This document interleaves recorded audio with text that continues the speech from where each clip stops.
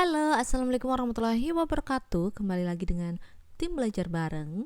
Nah, kali ini belajar bareng bakal bahas mengenai gambaran kurikulum merdeka. Tak ada penjuruan, informatika jadi mapel wajib.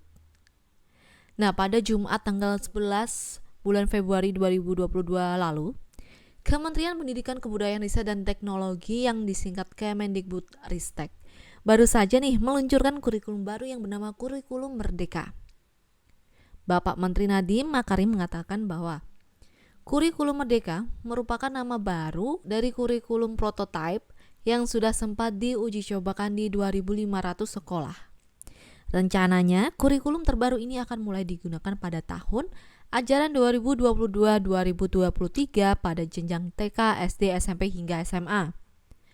Bapak Menteri Pendidikan Nadiem Makarim juga menjelaskan bahwa Kurikulum Merdeka dibuat sebagai pemulihan dari ketertinggalan pembelajaran atau recovery dari learning loss akibat pandemik COVID-19. Pada dasarnya, kurikulum Merdeka dirancang lebih sederhana dan fleksibel. Penerapan kurikulum ini akan lebih fokus pada materi esensial dan membuat siswa lebih aktif. Penerapan kurikulum Merdeka bersifat opsional atau pilihan bagi sekolah-sekolah yang bersedia untuk menerapkan. Pada buku saku tanya jawab kurikulum merdeka yang bisa diakses di laman Kemendikbudristek dijelaskan bahwa salah satu alasan kurikulum menjadi opsi alih-alih wajib diterapkan di seluruh sekolah yakni untuk menegaskan kewenangan dan tanggung jawab sekolah. Selain itu, kurikulum merdeka diterapkan agar proses perubahan kurikulum nasional yang baru akan terjadi pada 2024 mendatang. Kemendikbudristek ingin menegaskan bahwa sekolah memiliki kewenangan dan tanggung jawab untuk mengembangkan kurikulum yang sesuai kebutuhan dan konteks masing-masing sekolah yang dikutip dari buku saku tanya jawab Kurikulum Merdeka. Poin selanjutnya, IPA, IPS digabung, informatika jadi mapel wajib SMP. Pada penerapan kurikulum merdeka, nantinya mata pelajaran IPA dan IPS digabungkan di jenjang pendidikan sekolah dasar atau SD. Alasan penggabungan kedua mata pelajaran tersebut lantaran anak usia SD ini cenderung melihat segala sesuatu itu secara utuh dan terpadu. Selain itu, mereka masih dalam tahap berpikir konkret atau sederhana, holistik, dan komprehensif, namun tidak detail. Penggabungan pelajaran IPA dan IPS diharapkan dapat memicu anak untuk dapat mengelola lingkungan alam dan sosial dalam satu kesatuan. Demikian bunyi buku saku tersebut. Pelajaran IPA dan IPS yang kemudian akan digabung menjadi IPAS tersebut baru mulai diajarkan di kelas 3. Tujuannya adalah untuk menguatkan kesadaran peserta didik terhadap lingkungan sekitarnya, baik dari aspek alam maupun sosial. Selain itu, di tingkat SD, mata pelajaran keterampilan ditiadakan karena telah terwadahi melalui mata pelajaran seni. Untuk di tingkat SMP, perubahan yang terjadi pada kurikulum Merdeka Belajar yakni mata pelajaran informatika yang menjadi mata pelajaran wajib. Sedangkan mata pelajaran prakarya menjadi salah satu pilihan bersama mata pelajaran seni, yaitu seni musik, seni tari, seni rupa, seni teater. Tulis buku saku tersebut. Tidak ada penjurusan di SMA. Siswa-siswi SMA tidak mengalami penjurusan bila sekolah menerapkan kurikulum merdeka.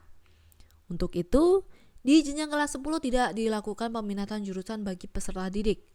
Kemendikbudristek pun mengungkapkan beberapa alasan atas penghapusan peminatan. Yang pertama, pada kelas 10, peserta didik perlu menguatkan kembali kompetensi dasar atau fondasi sebelum mereka mengambil keputusan, yaitu tentang arah minat dan bakat akademik yang ingin dikembangkan. Kedua, keputusan untuk menentukan pilihan akademik sebaiknya dilakukan saat peserta didik sudah lebih matang secara psikologis, ketika mereka sudah di SMA bukan di SMP. Ketiga, peserta didik dapat menggunakan 1 tahun masa di SMA untuk mengenal pilihan-pilihan yang disediakan satuan pendidikan tersebut sebelum mengambil keputusan terkait pelajaran yang ingin mereka alami.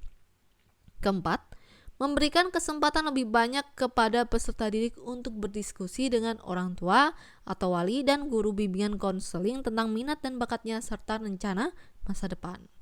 Tidak ada penjurusan di jenjang SMA, peserta didik akan memilih mata pelajaran kelompok pilihan di kelas 11 dan 12 sesuai minat dan bakatnya dengan paduan guru bimbingan konseling. Tulis Kemendikbudristek. Capaian pembelajaran. Penilaian ketuntasan belajar pada kurikulum merdeka disebut dengan capaian pembelajaran atau CP.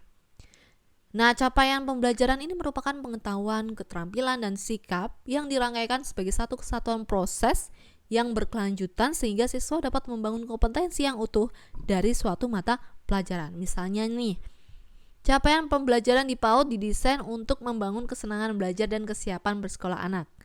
Kompetensi yang dimaksud yakni rangkaian dari pengetahuan, keterampilan, sikap tentang ilmu pengetahuan, dan sikap terhadap proses belajar. Dengan demikian, keterampilan, pengetahuan, dan sikap tidak sepatutnya dipisahkan untuk diketahui penyusunan CP dilakukan per fase. Kemendikbudristek melakukan upaya penyederhanaan sehingga peserta didik dapat memiliki waktu yang memadai dalam menguasai kompetensi. Untuk penyusunannya, CP per fase ini juga memberikan kesempatan kepada peserta didik untuk belajar sesuai dengan tingkat pencapaian atau teaching at the right level, kebutuhan, kecepatan, dan gaya belajar mereka. Hal ini karena CP disusun dengan memperhatikan fase-fase perkembangan anak. Selain itu, penyusunan CP per fase berguna bagi guru dan satuan pendidikan. Guru dan satuan pendidikan dapat memperoleh keleluasan dalam menyesuaikan pembelajaran sehingga selaras dengan kondisi dan karakteristik peserta didik. Sekian dari tim belajar bareng mengenai kurikulum merdeka. Thank you for watching. Wassalamualaikum warahmatullahi wabarakatuh.